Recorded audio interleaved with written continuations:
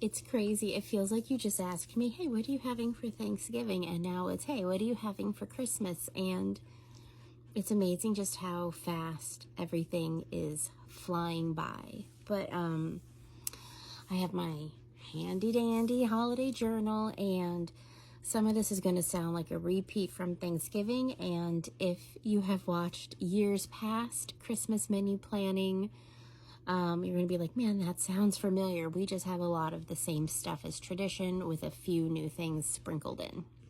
So on Christmas Eve, I know some people do some type of special meal. We just have leftovers to clear out the fridge. But for dessert, we have a sweet noodle kugel, which is traditionally a Jewish dish, but it's just become tradition to have that as our Christmas Eve dessert, and we eat it while we watch A Christmas Story. And we also make on Christmas Eve Oreo icebox cake so that my son would eat that while we're having dessert. And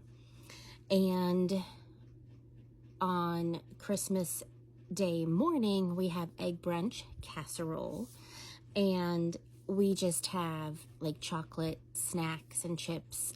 No official Christmas lunch. We eat Christmas dinner, we eat Thanksgiving dinner at like a regular dinner time. We don't eat earlier in the day. But let's get into Christmas dinner. So we are doing ham. I know in the past I said we don't like ham. We don't have a problem with ham steaks. And it's been a couple of years since we've done ham steaks. So we're going to do sheet pan ham steaks and pineapple rings. And we're going to have cranberry sausage stuffing, green bean casserole, and cheesy souffle. Those are givens every single year. I then try to make a side dish that is new and fresh for us. And we're going to try cheesy Brussels sprouts casserole. I can guarantee I'm going to like it. I like Brussels sprouts, and my family is more than willing to give it a whirl, and it has cheese. So hopefully the cheese will do the trick. Make the bread machine Hawaiian bread, and a couple videos back I have that recipe posted. Cranberry sauce in the can, a given. And then we have Rudolph Punch. That is you know, just our little traditional fancy drink. It's non-alcoholic. It can become an alcoholic beverage should you desire. And then the sweet baking goods. So on Christmas Eve, on the 23rd, begins the baking. That is my husband's gig. Every year he makes Viennese rounds. That is a family recipe from his side. And we also make potato chip chocolate chip cookies. That's a given because it's a cookie my son will eat. And then the Oreo icebox cake that I mentioned. And my husband, kind of like how I like to do a new side dish, he likes to do a different cookie or dessert. So this year he went with cinnamon toast crunch cookies. And we do all of the cookies on Christmas Eve because those are the cookies that go out for Santa. And they got to be ready in time because the Viennese cookies is a 2-day process, and it'll get finished on Christmas Eve in time for the cookie plate.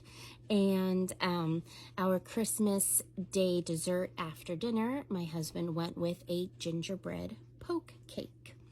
And of course, all those cookies and the icebox cake also go out.